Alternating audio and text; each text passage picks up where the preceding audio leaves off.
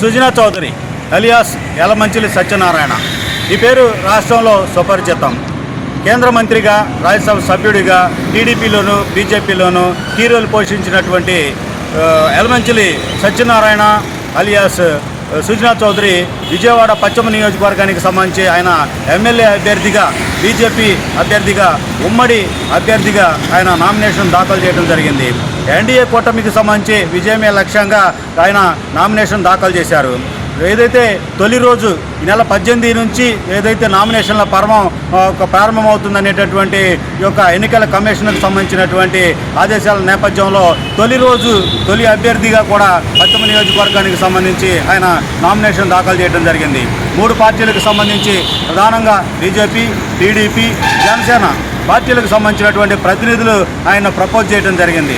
అయితే ఎన్నికల నియమావళికి సంబంధించినటువంటి అన్నింటినీ కూడా రూల్స్ ఫాలో అవుతూ ఆయన ఏదైతే ముందుగా తీసుకున్నటువంటి పర్మిషన్కి సంబంధించి ఆ పర్మిషన్స్ తీసుకున్న నేపథ్యంలో ర్యాలీగా ఆయన చిట్టి నగర్ నుంచి అమ్మవారి దేవాలయంలో ప్రత్యేక పూజలు చేసి అక్కడి నుంచి ఆయన నేరుగా ఎన్నికల రిటర్నింగ్ అధికారి కార్యాలయం భవానీపురంలో ఉన్నటువంటి తహసీల్దార్ కార్యాలయం వద్దకు చేరుకున్నారు. అక్కడి నుంచి ఆయన ఏదైతే ప్రపోజ్ చేయబడేటటువంటి ఎవరైతే అభ్యర్థులు ఉంటారో ప్రపోజ్ చేసేటటువంటి వాళ్ళతో పాటు ఆయన రిటర్నింగ్ అధికారి వద్దకు నామినేషన్ కార్యాలయంలోకి ఎంటర్ అవటం, ఆయన నామినేషన్ వేయటం, నామినేషన్ వేసిన తర్వాత ఏదైతే ఛాలెంజ్ సింబల్తో ఆయన ఏదైతే విక్టరీ సింబల్తో అభివాదం చేస్తూ కూడా బయటికి రావడం జరిగింది. సుజనా చౌదరికి అందరూ కూడా ఏదైతే అటు బీజేపీకి సంబంధించి, టీడీపీకి సంబంధించి, జనసేనకు సంబంధించి ఆయన్ను ఆలింగనం చేసుకొని ఆయనకు విజయోస్తు అంటూ కూడా ఆయనకు శుభాకాంక్షలు తెలియజేసినటువంటి పరిస్థితి ఉంది. మొత్తం మీద చూసుకుంటే కనుక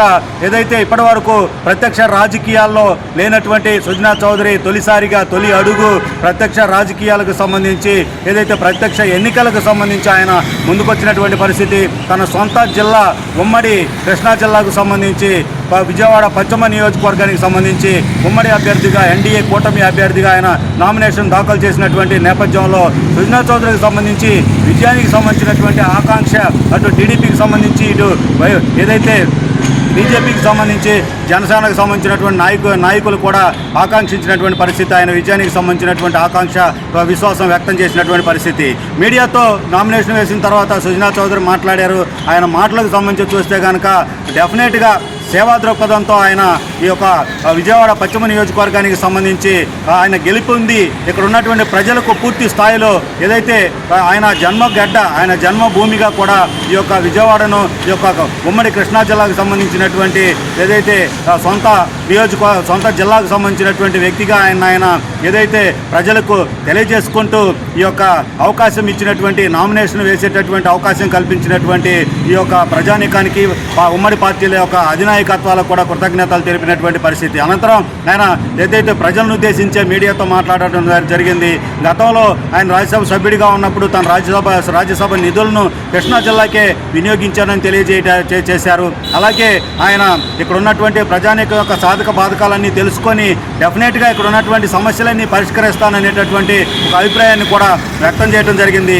దీంతోపాటు ఇక్కడ ఉన్నటువంటి ప్రజానీకం రుణం తీర్చుకుంటాను, జన్మభూమి తన సొంత జిల్లాకు సంబంధించినటువంటి ప్రజలకు రుణం తీర్చుకునేటటువంటి అవకాశం వచ్చింది అనేటటువంటి ఒక అభిప్రాయాన్ని కూడా సుజనా చౌదరి తెలియజేయడం జరిగింది. హోరాహోరీగా ఏదైతే అటు అధికార పార్టీకి సంబంధించి, ఇటు ఎన్డీఏ కూటమికి సంబంధించి ఏదైతే జరుగుతున్నటువంటి ఎన్నికల పోరుకు సంబంధించి చూస్తే కనుక సుజనా చౌదరి విజయమే లక్ష్యంగా ముందుకెళ్తున్నారు. అందరినీ కూడా సమీకరించుకొని అన్ని వర్గాల ప్రజానీకాన్ని దగ్గర చేసుకొని తను ప్రత్యక్ష రాజకీయాలకు సంబంధించి ప్రత్యక్ష ఎన్నికల్లో పోటీ చేసి గెలుపొంది ఇక్కడ ఉన్నటువంటి ప్రజలకు సమస్యలు పరిష్కరించే దిశగా కావచ్చు, అలాగే రాష్ట్ర అభివృద్ధికి సంబంధించి కావచ్చు, కేంద్రంలో ఉన్నటువంటి ఏదైతే ప్రస్తుతం ఎన్డీఏ ప్రభుత్వం ఉంది, అలాగే రాబోయేటటువంటిది కూడా ఎన్డీఏ ప్రభుత్వమే.